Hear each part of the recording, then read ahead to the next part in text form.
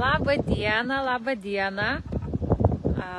Šiandien sveikinuosi iš gražios sodybos. Pažiūrėkit, po didžiuliais medžiais, sėdžiu ir supuojuosi supynėse. Kas prisijungsit, parašykit, ar gerai mane matot ir girdit, nes aš neturiu galimybės dabar pasitikrinti. Ir šiandien noriu jūs pakviesti, pasidairyti po šią sodybą. Galbūt norėsite ir realiai aplankyti. Iš tiesų, man tai čia labai smagu būti. Aš apsuksiu šiek tiek jums vaizdą. Ar ne? Aš esu dabar čia tokiam, po didžiuliais medžiais, ant supuoklių, po to parodysiu. Matosi laukai ir toliai, čia sodyba. O, labas Dariau, smagu, kad prisijungiai, parašyk, ar gerai girdisi ir matosi gerai. Girdi, liuks, ačiū tau. Ir vėl, ne, aš jums parodysiu, kur aš esu. Čia gali būti jūsų namai, ramybės oazė ir kampelis. Va. Kaimynai artimiausi matosi, tokiu nuotoliu. Nėra labai toli, bet ir nėra arti. Čia dabar, matau, vyksta darbai, berods čia gal kokias bulves sodina, taip spėčiau. Miškeliai. Ir ten šiek tiek toliau, nežinau, ar jums dabar matysis, yra gyvenvietė, kuriai priklauso šita sodyba. Tai labai kviečiu jūs pasidairyti, pasimėgauti. Tai tokia bendrinė informacija. Sodyba yra Prienų rajone. Apie 20 km nuo pačio Prienų miesto. Iki Kauno yra, jau taip iki centro matuotumėm 49 berods. Alytus apie 40. Marijampolė berods 30. Apie 30 kelis gal. O gal ir mažiau. Reiktų patikslinti. Tai tokioj strategiškai gan geroj vietoje įsikūrusi, geras privažiavimas. Dabar gal nelabai čia jums parodysiu, bet šiaip iš esmės asfaltuotas privažiavimas. Tik tai 700 metrų yra žvyrkeliuko. Tokio tvarkingo, tikrai čiki, bet žvyrkeliuko. Tai dabar palaikysiu dar jūs paslapty šiek tiek. Dabar galvoju, gal pradėsim nuo pradžių, nuo pačio įvažiavimo. Šiek tiek aprodysiu teritoriją, lauką ir tada keliausim į vidų. Tai iš tiesų šita sodyba turėtų patikti visiems, kurie nori tiesiog komfortiškai gyventi, nes jinai pilnai renovuota, namas ypatingai sutvarkytas, viskas čiki, parodysiu, apšiltintas, lengvai šildomas, yra keli variantai, kas yra labai svarbu, galite rinktis iš šildymo sistemų. Ir parodysiu keliuką, kuriuo jūs atvažiuojate į savo sodybą. Ir prašom. Ten supynės, kur aš supausi. Tokia labai smagi ramybės oazė su brandžiais medžiais. Tai yra labai didelė vertybė, nes tokio medžio į bet kokią sodybą jūs neatsivešit ir nepasisodinsit, ar ne? Namas ir yra ūkiniai pastatai. Tai ir keliaujam. Tai kiemas, kaip mato, tvarkingas, išklotas trinkelėmis, viskas paruošta patogiam gyvenimui. Ir ką mes čia turim? Atvažiuokit iš tiesų ir patys pajauskit, kad kaip čia smagu ir alyvos pradeda žydėti. Neapsakomai kvepia, žinokit, kaip jums perteikt.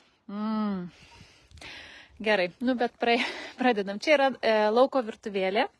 Tai kas mėgsta gaminti ir nenori savo pagrindiniai virtuviai gaminti, tai parodysiu tvarkinga, pilnai irgi įrengta.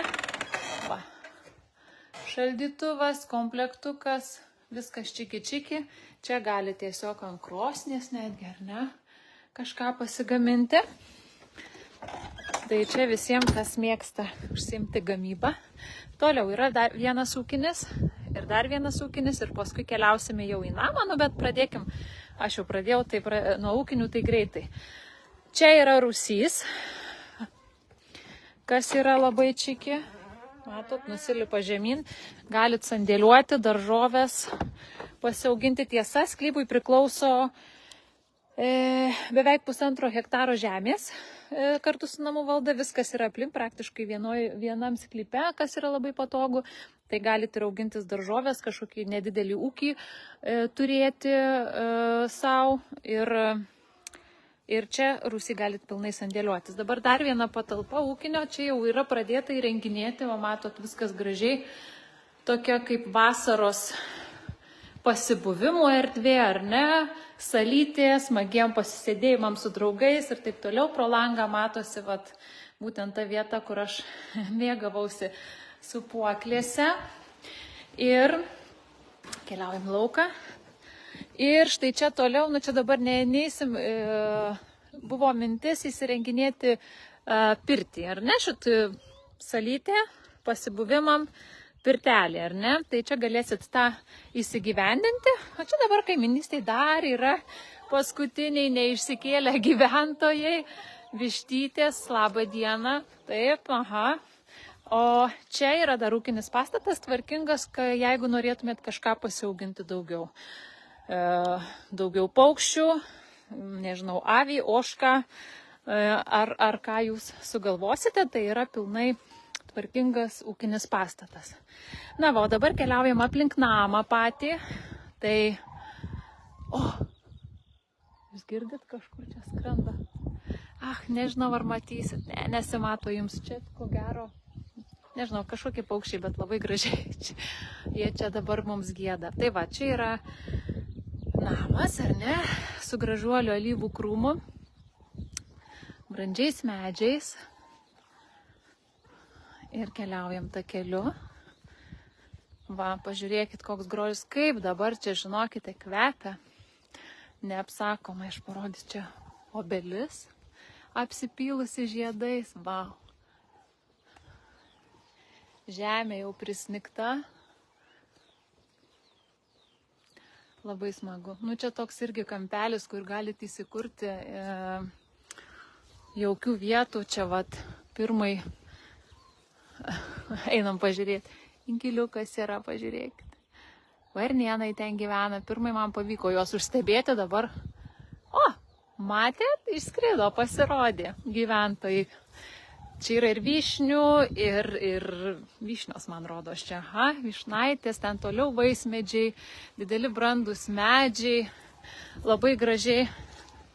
Parodysiu jums dar, man pro šitą beržą, neapsakomai gražiai atrodo pati teritorija. Nu, va, čia dar galit matyti keliuką, ten dar toliau yra vienas kaimynas. Šiaip iš esmės, tai kaip ir galima sakyti vienkiemis. Va, jūsų namai pro beržo kasas. Labai gražiai atrodo. Čia ir hamakų galite prisikabinti ir mėgautis ramybę. Tai va, čia toliau yra laukai. Kam yra aktualu, šiaip tai ribas aprodysim jau rimtai besidomintiems, bet čia nėra taip, kad arti iš karto būtinai dirbama žemė yra, dabar čia yra išnuomota, bet čia šiaip toks kampas dar priklauso ir šitai sodybai. Tai va, tai galite susikurti patys, ką norit. Tai va, dabar keliausim tada į namą, ar ne? Pasigrožėkit. Gamta, medžiai, beržai šneka su mumis. O jūs girdit, kaip čia gervės, man atrodo, klykauja? Gerai, keliaujam. Štai namas. Namas yra mūrinis. Dabar čia tik medžio apdaila gražiai sudėta, bet namas yra mūrinis. 2002 metais pilnai renovuotas, čia pagrindinis įėjimas. Dabar neskamba, bet pasitinka jis vėjo varpeliai. Ir einam pažiūrėti, kasgi slepiasi čia viduje. Kaip jis yra išplanuotas, tai va. Einate, čia yra prieškambaris, uždarysiu čia, kad matytųsi šiek tiek. Va, sveiki. Prieškambaris, laiptinė, bet nuo pirmo aukšto pradėkim. Tai kas čia slepiasi, čia yra 100 kvadratų namas. Ir jis visas pilnai įrengtas ir pradedam nuo virtuvės erdvės. Man labai patinka čia šviestuvai, visi labai tokie burbuliniai gražus, bet einam toliau. Taip, virtuvė. Su vaizdu į kiemą. Tokių kompaktiškų, labai gerai išnaudota erdvė staliukų. porą kėdučių ir čia va galit grožėtis, ypatingai šito metu, wow, žiedais, ar ne? Pro langą ir gamta. Visur yra sudėta, nežinau, jūs matysit, tinkliukai nuo visų vabzdžių ir uodų, kad būtumėt saugus, komfortiška būtų. Na ir viskas pilnai, ko reikia virtuviai. Indaplovė, šaldytuvas, mikrobangų krosnelė, orkaitė, kaitlentė, kriauklė, kas be ko, ar ne? Toliau keliaujam. Toliau mes keliausim į vonios kambarį. Vonios kambarys yra viena bendra erdvė su tualetu. Graži kriauklė. Veidrodis, ne? Dušas. Pačios vonios kaip po tokios nėra, yra dušas. Ir tualetas čia pat. Viskas gražiai, gražus apšvietimas, skoningai įrengta, tikrai šiuolaikiškai patogiai. Na, čia jau yra bendra erdvė, svetainė zona. Galim dar pasižiūrėti valgomasis.